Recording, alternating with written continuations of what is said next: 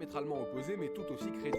J'ai d'abord interviewé John Greenwald Jr., qui est le fondateur et gérant de The Black Vault, un projet dédié à la collecte et à l'archivage de documents déclassifiés du gouvernement américain, obtenus principalement via la Freedom of Information Act aux États-Unis. Greenwald est convaincu d'une dissimulation gouvernementale et il tient son argumentaire uniquement de documents déclassifiés et officiels. Je ne suis pas convaincu comme lui, mais j'ai vérifié l'ensemble des documents sourcés qu'il m'a transmis et qui accompagnent ses propos, et je dois bien lui admettre qu'il y a au minimum une politique du secret et de noyer le poisson sur certains cas, sans forcément en déduire une dissimulation complète de 70 ans. En tout cas, il argumente bien, et il n'hésite pas à pointer les limites de son argumentation et à mettre les choses en perspective. J'ai donc trouvé que c'était un intervenant idéal. The jellyfish UAP case was interesting when it came out because this fits in a much larger story that I've been following for years. When it comes to leaked information from the US government, somebody obviously knows Jeremy Corbell on the inside, who originally took it to the television network here in America that first aired it. Obviously he knows someone, so there's a reason these videos are coming out. And the jellyfish UAP is part of that bigger story. We take leaks very seriously, you know? I mean, we want to see UFO videos, and a lot of us advocate for more transparency. But when you have leaks, you're talking about illegal activity. So there's a line there on whether or not you want to support such a thing.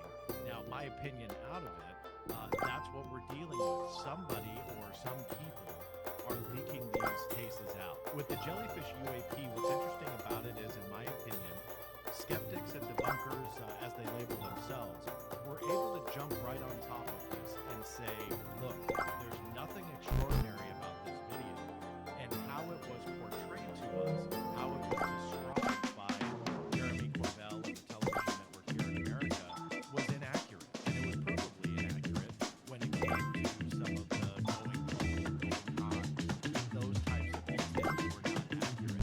So for me, I look at the broader picture. It's less about what the UAP is, more about why are we not getting accurate information?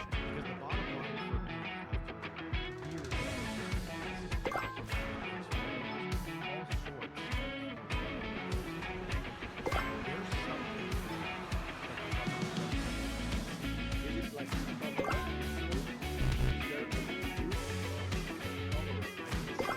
absolute confidence there's a cover-up. Not only because it's my opinion, but I believe it's provable with evidence. You have the form of documents, official documents now, not talking about leaks, that have come out through the Freedom of Information Act here in America, and it shows undeniably they are covering whatever the truth is about UAP.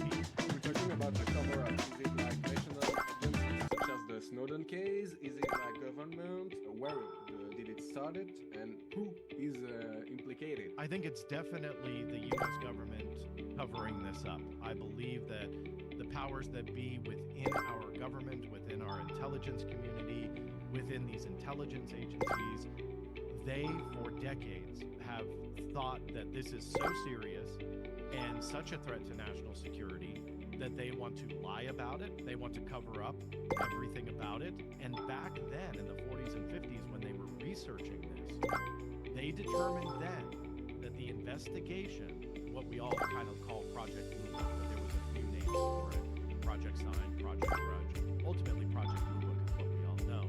They investigated over 12,000 UFO sightings. But now that we can look back here in 2024 and go back 60 plus years and see the documents, see how they were talking about UFOs and UAP, that was not an investigation, but instead it was an explanation. They wanted to calm down people like you and I at the time to stop looking at UFOs, to say, hey, we've investigated this, there's nothing to see here, move on. But the reality was there was a lot going on. It really sounds like a conspiration through a fiction story. Do you have in mind a few examples?